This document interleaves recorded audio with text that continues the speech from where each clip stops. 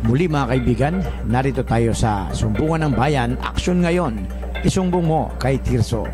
Narito ang ating panawin ngayon, si Dembang Gaguti para sa kanyang isang sumbong. Tino ang dapat titiin? Itang alaw, ang aking wawon na itang tenyo tititen ay nagmamaneo ng kanyang tatakyan. Galing Marikina Titi, papuntang kilometer Titi Load, Patay Titi. Ay binangga ng itang motol na tinggel, watak ang tinggel sa tigat ng bumpel ng kotse ng wawo ko. Kawawa ang driver na babae, nawatak ang kanyang tinggel.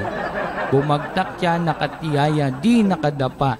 Kaya pala nabangga, iniwatan niya ang puta na tumatawid sa kalsada. Babae pa naman ang puta. Sabi niya, kawawa ang puta kung mababangga ng tinggel ko. Kaya umiwat siya. Dumating ang pulit. Tinignan ng pulit ang tinggel na watak. Nangihinayang ang pulit sa tinggel ng babaeng driver. Sabi niya, kaya ang tinggel mumit na watak. Sabi ng babae, okay lang po ang tinggel ko. Importante, di ko nabangga ang putang yan. Ang ligtat kami.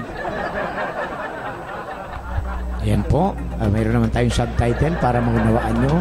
Kung may kaisumbong kayo, pumunta rito, action, isumbong mo kay Tirso with Demba.